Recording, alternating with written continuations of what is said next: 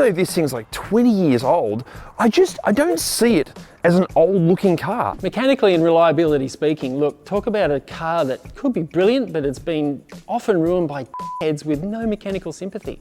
I don't remember enjoying the last Z car I drove as much as I'm enjoying this one. Okay, with the prices that these things are now asking on the used market and the excellent reputation that Japanese cars of this era have, haven't these become incredibly tempting? However, it's not as simple as that, because we are talking about a car that is 20 years old. So how are they aging? What goes wrong with them? What are they like to drive and live with these days?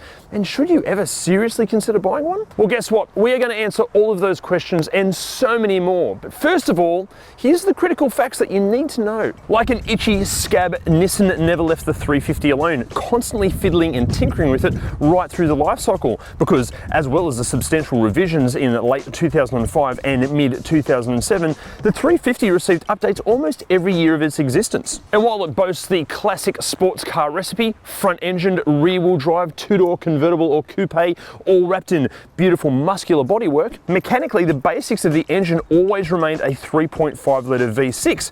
However, Nissan continually bumped the power up thanks to revised internals and tuning. Actually, Nissan claimed that over 80% of the parts in the engines fitted from 2007 onwards were new or redesigned components. And then we come to the different variants and trim specs, which, depending on where you're watching this, can vary wildly. Locally, we initially had just the single trim spec, joined by a limited 35th anniversary coupe in 2005. However, from 2006, the standard range doubled in size. In the US, well, you guys had 6 trim levels and a few special editions. The UK and Europe featured a handful of option packs and a GT4 special edition. And in Japan, well, Japan received the highly coveted Nismo tuned models, a few of which have made themselves available internationally thanks to either great importing or very limited factory delivered allocations. And as far as pricing goes, the really cheap dodgy examples, they're asking under $10,000. At the other end of the spectrum, really mint ones, $30,000 to $35,000. Also, if it's a hardtop, a manual with low kilometers and in completely stock condition, they do ask a premium. Speaking of asking a premium, the Nismo models, they ask heaps more. Think even $100,000.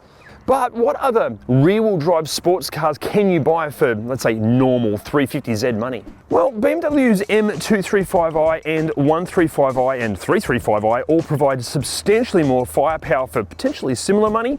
Early Porsche Boxsters are dipping below $30,000, as are early higher kilometer Lexus RCs. And while the Toyo Baru twins and the Mazda MX-5, and maybe to a lesser extent the RX-8, they nail the fun to drive sports car criteria, they all go about achieving their driving fun in quite different ways compared to the 350. However, arguably this car's main competition actually comes from its own backyard. For similar money, you could park yourself behind the wheel of a 370Z, a Skyline 370 GT, an Infiniti Q60, or maybe even a pretty tired old S14 or S15 Silvia. And if you're in the market for any of those cars and you want to save yourself potentially some serious cash, make sure you hit the Driver link below. Driver will source you the very best possible finance deal from loads of different lenders. And to give you an idea of just how much money you could save, I did the sums on a 350Z just like this one, and the difference between the cheapest and most expensive loan's total payout figure was over $8,500. So look, obviously there is some serious cash to be saved. Hit that Driver link. Now, if you're anything like me, when you see a 350, even though this thing's like 20 years old, I don't see it as an old looking car. It still looks the business. Interestingly, the age gap between the 350Z and the current Z is about the same as the age gap difference between this car when it was new and the old 280ZX. Now, when you look at the current Z, for me that just looks like an evolution of this car, because it is, whereas the age gap and the difference between this and the 280ZX, that thing seems ancient compared to this. However, look, we're all for people expressing themselves through their car and modifications, but my God, haven't some of these just been ruined with shitty modifications? Look, I know it's subjective, but huge wings, massive body kits, dropped ride heights, and a printing warehouse worth of stickers all over the car, that just does nothing for me personally. Express yourself however you want, but yeah, if you're going to modify one, think of it in terms of fashion. Less is more. Anyway, while we're talking about ruining a 350Z, let's talk about the common complaints and faults with the exterior. Unfortunately, starting with rust. First of all, check the bottom of the A-pillars and all around the windscreen for any signs of rust. This is a good sign that a windscreen install has been done very poorly. Next up, check along the bottoms of the doors, around the wheel arches, even up inside the wheel wells and inside the engine bay. Now look, we should point out these rust and corrosion issues, they're far more prevalent in colder climates with salted roads. If you're seeing rust in warmer climates like here in Australia, that could be a sign that some accident damage has been repaired poorly. That's where the rust comes from. That's not good. Okay, next up, make sure that when you open the door, this happens. See how it goes up and down? Sometimes this can stop working. Now, sometimes this can be a really cheap and easy fix. Other times it can be the complete opposite to that. Interestingly, it seems to happen more on the passenger side doors, both in left and right hand drive markets. Very, very strange. It could be a sign that the actual motor is starting to fail. Next up, like so many cars from this era, the headlights can turn a bit cloudy. The problem here is brand new replacements are very expensive.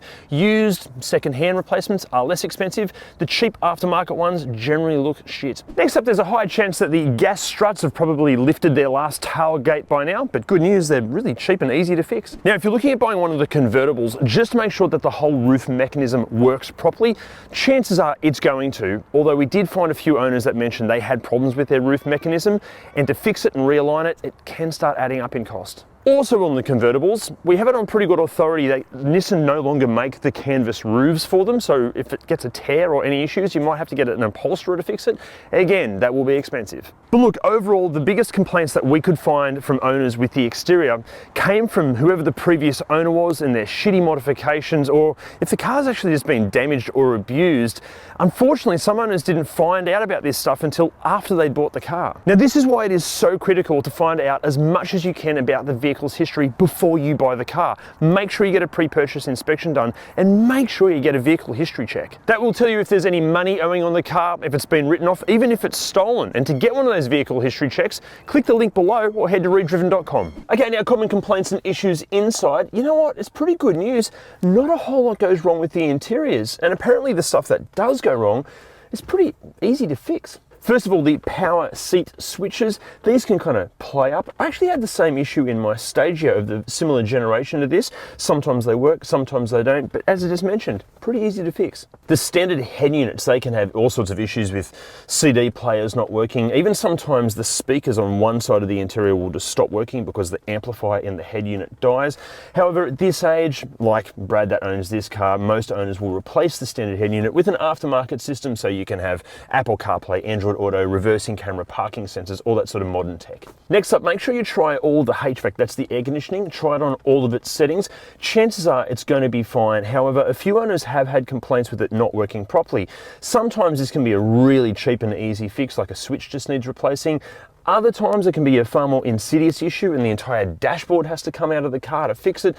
Obviously that will be expensive. Pretty rare, but. Now, if you're looking at one of the convertibles, just make sure that the carpets are dry and check for any signs of dampness or moisture on the carpets or even underneath the carpets. If it's wet, that's a good sign that the roof is leaking, and that's not a good thing. Now, something to be aware of, this was one of the first Nissans to feature a CAN bus electronics system, and it can be extremely sensitive. Weirdly, it's things like fitting HID headlights that can cause the ABS module to stop working, fitting a dash cam that can have an impact on your air conditioning, weird stuff like that. Actually, to give you an idea of just how integrated these systems are, apparently the ABS calibration changes if the windscreen wipers are on, because the car assumes that you've got your windscreen wipers on, it must be raining, the road must be wet, so the ABS changes calibration to suit. Basically, if you're doing anything with the electronics, just make sure it's done properly or just have a professional do it. Now, just on the owners, a massive thank you to everyone in the Z car community and the forums, owners groups, stuff like that for helping us research this video, especially the two Allens from the Z Car Club of New South Wales. You guys are legends. Also, a massive thank you to Brad, who's standing right there, for lending us his 350Z for the shoot. Couldn't have done this without you, mate. As a thank you present, Brad's going to be going home with a free set of awesome WiperTech wiper blades. Now, if you want 15% off and free express shipping on a set of brilliant WiperTech wiper blades that are easy to order and easy to fit, hit the link down below. However, if you want to be a legend like Brad and get a set for free, and you happen to have a cool car that you think would make a good ReDriven video, let us know in the comments or message us on any of the socials. and if we feature your car, you're going to get a set for free. Okay, now another thing that many owners and journalists have complained about in here is just the low rent interiors, especially on the earlier models. From a design aspect, I think it looks fantastic. And yeah, on the early ones, some of the plastics and the switchgear, it does feel a little bit cheap and nasty. This being one of the later examples, they improved so much. On some of the earlier ones, this little cover for the compartment, it feels super cheap and nasty, but it's been improved dramatically on this. People complain about cheap and nasty interiors in here. I don't know. I think it suits the age of the car and what this thing's going for. That means it doesn't feel cheap and nasty at all. However, because there's a distinct lack of any soft surface in here, everything is hard plastics, a lot of owners have complained that the interiors can get a bit rattly and even sort of boom and resonate at certain frequencies or hitting certain bumps. In fact, one of the Allens that I mentioned earlier, he said that even his 350Z from brand new, it rattled. And we'll see if this example is a version of an automotive maraca when we drive it in a sec. Now, one of the other issues with the hard plastics is that any of the painted surfaces, they are renowned for chipping and the paint peeling off. Even some of the actual switchgear on some of the earlier ones, there's a soft touch, kind of rubberized feel to them, but that can wear away and the whole like switchgear can just start feeling sticky. Yuck. Now look, this isn't a major issue because obviously painted surfaces, they can be repainted and the knobs can be replaced. Actually doing this, it can completely revitalize an interior. It's such a simple fix. Now to give you an idea of how resilient these interiors are as far as wear and tear goes, obviously every model is going to vary from car to car depending on its age and how it's been treated, all that sort of stuff. This one, nearly 100,000 Ks, 2007 model, used regularly.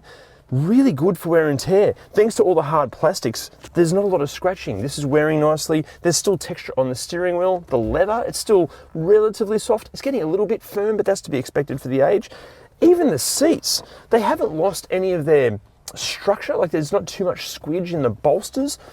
Really impressed. Although in saying that, a few owners did mention that the bolsters on the entry sides of the seats, they can lose their squidge and lose their form again on some of the earlier models. Again, super easily fixed. Aside from that, ergonomics wise, really, really nice. Because the switches on this seat are playing up like my Stagey did, I can't get the seat any further forward, but even in its back position, still quite comfortable. Everything's in a good spot. It's lovely to use. It's a sports car. It feels like a sports car. Now, as far as what features you're going to get, as we mentioned before, these are way too old to have things like Apple CarPlay or Android Auto or even Bluetooth. And with how shit the standard infotainment systems are, just do what Brad has done and fit a quality aftermarket system. But aside from the infotainment system, you're also going to get climate control, cruise control, heated leather seats, and all of this and more. And if you opt for one of the track spec cars, well, they're going to come with larger Brembo brakes, 18-inch wheels, stiffer suspension, and a few other bits and pieces. And so you don't have to remember all of these features, let alone the lists of what can go wrong with them. We've listed everything out in the free 350Z cheat sheet over at ReDriven.com. Just think of it as the ultimate used 350Z buyer's guide. And then as far as actually using the interior in terms of practicality, what have you got? Well, you've got a spot for business cards just here. No glove box, bit of an annoyance, but there is a huge cubby bin just here. Got two cup holders with a little coin tray there, little cubby hole here. The door bins are pathetically small, but there are cup holders in the front of the door bins, so that's really, really good. But most of the storage is actually behind the front seats. So you've got huge storage bin here, another one just there. You've got power outlet here, another one there, and I think behind the driver is the subwoofer for the stereo. Oh, and map pockets here. And what is that? I don't know what that is. Is that a lever for the seat? I don't know. But yeah, awesome storage. Then as far as practicality in the boot goes, this is bloody annoying. I get it, it's for structural rigidity of the car, but I remember being tempted to buy one of these, but then this thing just gets in the way. There is actually a decent amount of space back here, but this, you can't fit a bike back here or a drum kit or really anything. Bloody annoying. Now, as far as how safe a 350Z is, look, it is a rear-wheel drive sports car, so in the wrong hands, possibly not all that safe. But to take you through the safety features, as this is such a multicultural car, it was designed by an Englishman in the US, manufactured in Japan by a company that was technically half French, how about we have this next voiceover done by somebody that has the most pleasant accent of all of those countries? Hello there, let me tell you all about the safety feature. You can expect 6 airbags, anti-lock brake, electronic stability and traction control, seat belt, and that is about it. Have a wonderful day. Okay, the common complaints and faults when it comes to the driving experience, and the first big one seems to be that a lot of people misunderstand what the 350Z was trying to achieve in the first place. See, this was never intended to be some tear your face off with acceleration, ultra-focused track car. This was designed to hit that perfect balance between an enjoyable long-distance touring car, still giving the driving feedback of a proper sports car, but then still being comfortable and practical enough to use on an everyday basis. And personally, I think 2 decades on, it still absolutely nails that brief. Plus, as so many people have proven over the last 20 years, whatever realm that you want a 350Z to shine in, well, yeah, you can modify it to do so. Drifting, track day special, even off-roading, with the right modifications, a 350, it can do it. However, if you are test driving one of these and it just feels a bit soggy and almost unstable, or if you hear any knocking coming from underneath, it could be a sign that some of the suspension is on its way out. But the good news is it's not difficult or expensive to upgrade this stuff. And honestly, fitting new bushes, you'd be amazed at how much that can transform a car. Another complaint, and this one's maybe more from a lot of journalists, and I kind of agree, it feels like no two 350Zs ever actually feel the same. Now, you'll also find that with the 370, so it might just be an inherent platform thing, but I tell you what, I don't remember enjoying the last Z car I drove as much as I'm enjoying this one. And interestingly, even though I'm really enjoying this one, between you and I, the 350, it's never really done it for me. I just find this, look, I get it's trying to be the sports car for an enormous wide-ranging audience, but maybe it's because of that lack of focus. I've just never really been attracted to them. But then, driving this one, I was completely wrong. This one is utterly wonderful to drive. This one, it proves that you don't need huge horsepower to have fun and enjoy a car properly. I mean, the steering in this is so good, even at completely legal speeds. Pulling into a driveway is genuinely enjoyable. Also, I feel like this car proves that if you get the recipe right from the start, you don't need a sport button. You don't need 1,000 different calibrations of suspension to make the car respond in a particular way. Get it right from the beginning and it just feels sublime all of the time, like this thing does. Look, okay, it might be me just looking through rose-tinted glasses, but I just think cars from the late 90s and the early 2000s, they nail this balance between being mechanical and tactile, and I hate to say this, but analog feeling, but just with the right amount of modernity to make it reliable and somewhat safe. Even compared to the competition, the current Toyo Baru twins are clearly fantastic cars to drive, but this thing, it feels like a more mature version of those, but for potentially half the price. It also feels lighter on its feet and just more alive than the last 370s that I drove, and again, for less money. But look, surely it can't be all good news here. Mechanically, what goes wrong with these? I'm sorry, I can't tell you because I'm not a qualified mechanic. But you know who is? It's Jim. A lot of these do actually suffer from oil consumption issues. Now that's interesting because the early models had this weird dogleg dipstick, which is quite difficult to read, and often they're overfilled or underfilled. So if you have one of those, check it when it's cold and just be really careful you're reading it right. Now a lot of that oil inside ends up on the outside because they do leak oil pretty badly. The valve covers leak, the timing covers leak. Now on the valve covers, when they leak, that oil actually leaks down into the spark plug tubes, and when they fill up, that just kills the ignition coil basically. So a lot of these come in with misfires, and more often than not it is an ignition coil that's drowning in oil. And speaking of oil, there is a problem with these where they just suffer from low oil pressure at idle. Now that's what they call an oil gallery gasket issue. Now inside the timing cover there's these bolt-on oil gallery sections. The gasket leaks and they just leak oil pressure through there. It's a pretty common problem. Also inside that timing cover is the water pump. Now the water pump on these is chain driven. Now, you can change it in there without taking the timing cover off. It's quite difficult, but just don't drop the bolts. If you drop those bolts when you're taking the water pump out, those bolts fall down into the timing cover and the sump, and you've got to pull the engine out and pull the whole thing apart. It's a nightmare. Don't drop the bolts. So the timing chains on these, look, they are pretty good. Some owners complain about a rattle on startup. Overall, not more unreliable than other cars, but they can require work occasionally. Now, if you're going to do it, you might as well just do the whole thing at once. Take the timing cover off, put a timing chain in it with all the tensioners and guides, and while you're in there, do the oil gallery gaskets and the water pump. And pretty much that's everything covered in there in one fell swoop. It's definitely the way to go. Look, other bits in the engine bay, the cooling system on these, it's not more problematic than any other car typically. But if you do have a problem with a thermostat or a split hose or a radiator or anything that causes an overheating event, you're likely to have issues. These things do not like being overheated.